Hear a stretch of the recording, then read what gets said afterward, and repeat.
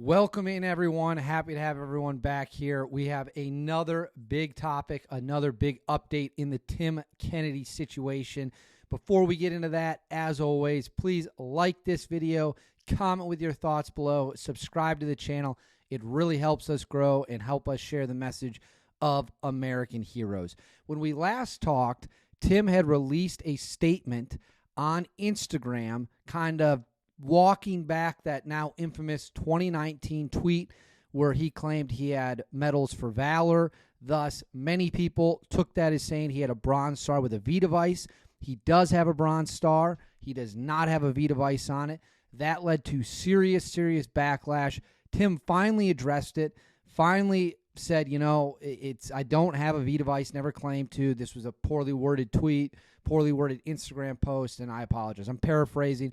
You can see the whole thing on his Instagram account. Since then, we know that Tim is lawyered up. How do we know Tim is lawyered up? Because I spoke to his lawyer, Tim Parlatore. Again, I'm sure Tim's going to watch this. If I mispronounce Tim's name, it's not on purpose. It's a bit tough, no offense, Tim, to get your last name right. I'm not really sure how to pronounce it. So Tim is lawyered up, and I have reached out to many different people involved, including USASOC. Now, when we did the video that was filmed on January 7th, when that video was released, at that point in time, USASOC had not given us a statement. We have a big update. USASOC has given me a statement on allegations made in Tim Kennedy's book, claims made by his teammate that those are not true, specifically claims that they used a thermal device to shoot people who might have had a weapon near them, had a weapon, but were out of the fight, thus implying maybe they were wounded, maybe they were not directly engaged in combat. I spoke to Tim's lawyer. Let me pull the statement up here because it is important that we get this 100% right. And here, where is it? I got to pull it up. Give me 1 second. Thought I had it in front of me. I guess not. And here it is. And he said, Tim Parlatore, Tim Kennedy's lawyer, said that Kennedy maintains the story is true, but was justified given the circumstances and tactics, and that what he did was being done under a lawful order. Now, there's two big updates here. We have the statement from USASOC on this claim that we're going to get into in a second. And I spoke yesterday. I'm filming this on January 8th, Wednesday, January 8th. I spoke Tuesday, January 7th, to Travis Worlock, the ground force commander of the infamous convoy Firebase Anaconda mission that this takes place in the book.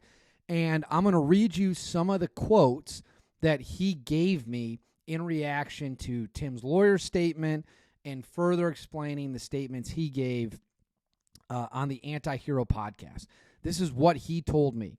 In response to this specific claim that a thermal device was used to spot targets who might not have been actively engaged in combat, and Tim then engaged them from a sniper position. Another thing I want to note is in the book when Tim talks about this, I believe it's a 2-hour incident, a one-time 2-hour incident.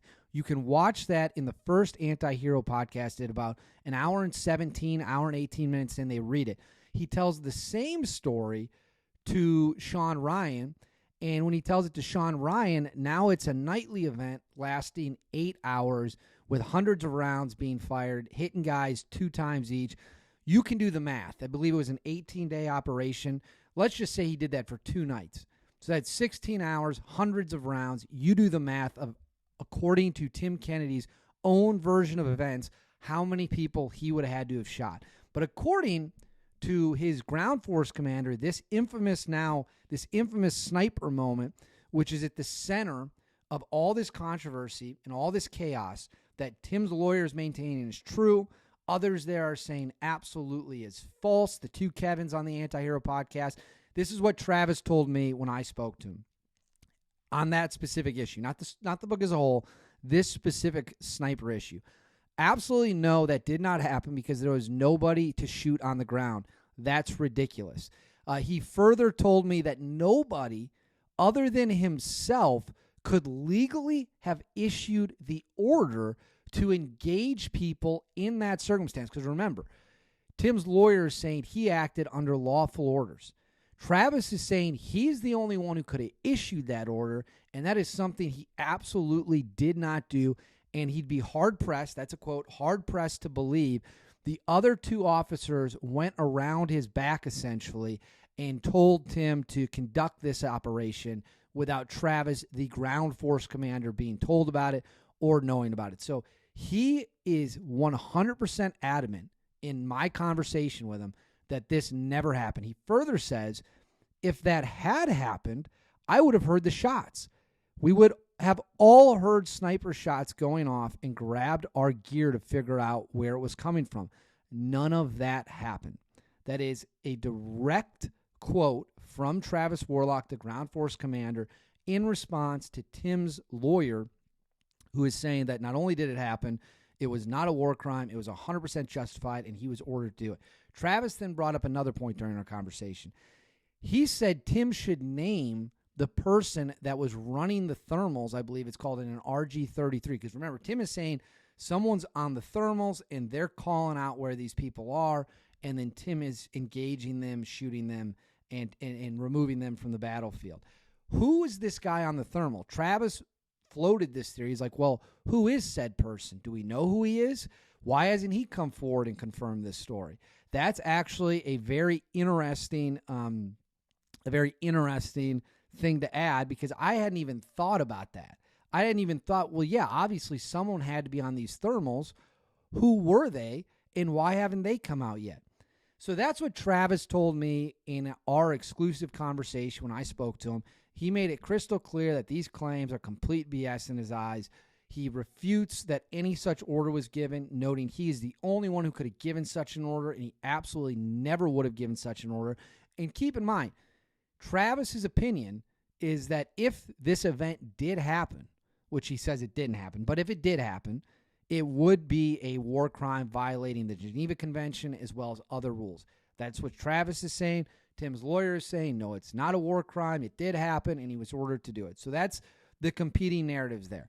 So that leads me to a very interesting update from USASOC, which obviously was the governing military body of the units of Special Forces, Delta Force, SEAL Team 6, things of that nature. USASOC covers it's the Army Special Operation Command.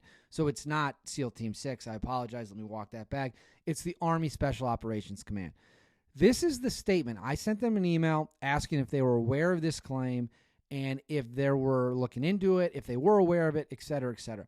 They sent me back an interesting statement that I'm going to read to you now, and I want you guys to dissect it with your own opinion, and I want you to comment with what you think the statement means. This is a statement from a USASOC spokesperson. There are no investigations ongoing in this matter. It is important to note Mr. Kennedy's views in his personal capacity does not currently represent USASOC. If any allegations imply violations of the Uniform Code of Military Justice, the UCMJ, or laws of armed conflict, they would be assessed by appropriate investigative authorities. At this time, USASOC is not conducting any investigation related to these claims. Allegations of war crimes are taken with the utmost seriousness. Any such claims, if credible, would prompt a thorough investigation by the appropriate military or federal authorities. At this time, USASOC has not been informed of or initiated any investigation into the allegations mentioned in your inquiry. We remain committed to the highest standards of integrity and accountability within our formations. There was also a little bit more at the end there that I didn't include that just essentially said you could reach out to these people and see if they have more information. We do not. I think that the thing people have latched onto there is any such claims, if credible, would prompt a thorough investigation by the appropriate military or federal authorities. Some might interpret that as saying that they don't believe any of this occurred. There's no proof it occurred, and thus it's not even worth our time to look into. I don't know if that's actually the case. Like I said, Travis and the two Kevins are adamant that this never happened.